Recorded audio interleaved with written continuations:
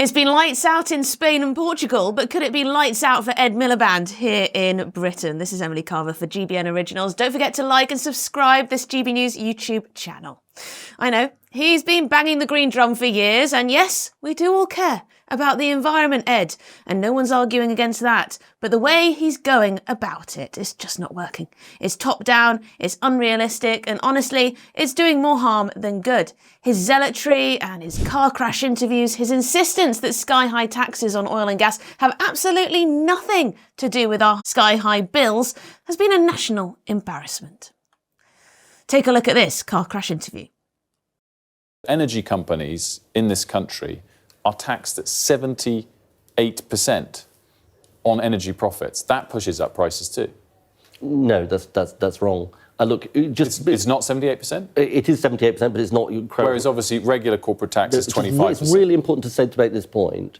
Oil and gas is set, the price of oil and gas is set on the international market. The reason why... That's the raw commodity price, in the same way that the prices of batteries is set on the raw, the raw commodity price. It's not set by the tax rate on UK companies, is what I'm saying. It's set by the global price. You see, I understand that, but you're saying that tax rates don't impact pricing? I'm saying that in relation to oil and gas, they don't, because the truth is that the price for our oil and gas is set internationally. You can't flatly deny my point. I am denying your point when it comes to the question of these internationally set prices. That's the point I'm making. If you lowered the tax of 78% on energy companies to the regular... On oil and gas companies, it wouldn't make a difference to the price. In fact... Yes, it would. I'm afraid it wouldn't, because the point is that the price is set internationally.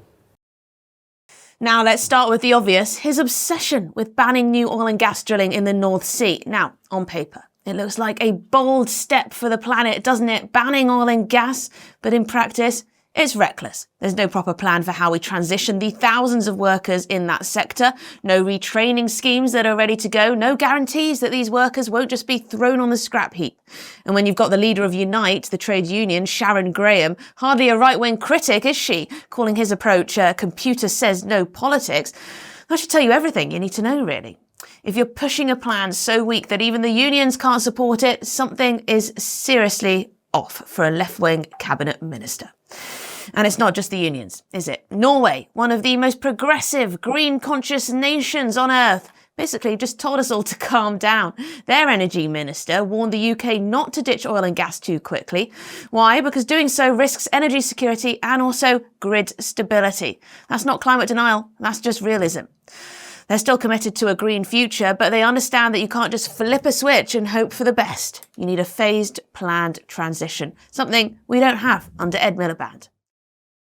Using the internet without a VPN, a virtual private network, is a bit like taking to the road without car insurance. All it takes is one unlucky moment to cost you a lot of cash.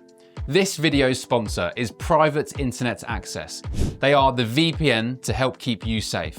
Click the link in the description below to find out why over 30 million people have downloaded PIA to protect themselves online. A virtual private network is an app that hides your IP address and helps keep your data private. When you're browsing the internet at home, you give up a large amount of data to businesses, to shops, and indeed to social media giants too. Hackers have the ability to steal your personal data with ease, including sensitive information such as passwords, keystrokes, and even your personal photos. Private Internet Access helps protect your personal data by encrypting your internet connection to keep your data out of the hands of cyber criminals. And it's not just hackers either to be concerned about. Information can be censored too. When Canada passed their C18 bill, social media giants decided to ban news content on their platforms. But PIA can protect your ability to consume the news and content you love. Private Internet Access is available for Windows users, Mac OS, Android, Linux, iOS, and you can use one PIA subscription to protect an unlimited amount of devices. And we've got a huge GB News discount for you too. Click the link in this video's description and you'll get a massive 83% off PIA. That's under £2 a month, the price of a coffee, and you'll get an extra 4 months completely free on top. Also, there's a 30-day money-back guarantee too. Visit piavpn.com/GB News to start protecting yourself digitally today. And of course, even Tony Blair, yes, that Tony Blair, is now publicly calling out Miliband's approach. Blair said that asking voters to make painful, costly lifestyle changes for what will amount to a minuscule impact on global emissions is, and I quote, doomed to fail. He's right. And it's not just a matter of public opinion, it's basic logic. You can't just go around pushing working people to rip out their boilers, change their cars, pay more for food, more for energy, more for their flights, more for their holidays, and then offer no clear, realistic benefit in return. That's political suicide and frankly bad policy, and may have something to do with the pretty rubbish results for the Labour Party at these local elections. And don't fall for the green jobs hype either. Miliband, well, he's been waving around that 650,000 green jobs figure like it's gospel. But Blair's own think tank, hardly a bunch of climate skeptics, ran the numbers and said that in reality, we're probably only looking at around 350,000. Now, that's barely enough to offset the jobs we're going to lose from oil, gas, steel and heavy industry. We're not replacing like for like, are we? We're talking about a net loss if we don't do this properly, and with no serious retraining infrastructure in place, people are going to be left behind. Then there's the money, or the lack of it. GB Energy, yes, Miliband's flagship idea for a new publicly owned clean power company. Well, it's already facing possible funding cuts from the Treasury. Let that sink in. So, the central plank of his whole strategy is being eyed up for budget cuts before it's even gotten off the ground. If the people controlling the purse strings don't have confidence in his plans, why should the rest of us? And just when you think the confusion couldn't get worse, enter Angela Rayner. She and Miliband have now joined forces to roll out a massive green housing push, supposedly making every new home in Britain net zero by 2030. Sounds good, right? Well, except, again, there's no clear funding plan, no detailed explanation for how this will work with the existing housing market, and no serious plans for retrofitting all these existing homes, which, let's be honest, is going to be a challenge. Plus, local councils and housing associations are already warning that they don't have the resources or even the workers to pull all this off. So what are we doing here? Throwing out catchy slogans, hoping no one checks the small print? I think that's exactly what's going on, don't you?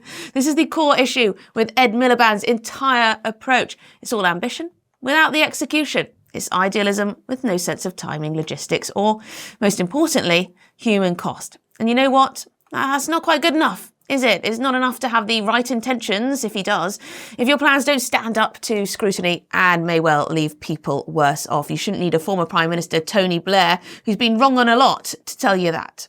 And here's the political reality. If Labour goes into the next election with Miliband front and centre of its green strategy, they are gifting ammunition to their opponents. Voters aren't stupid. They can see when a plan is rushed. They can see when it's underfunded. They can see when it's detached from their daily struggles.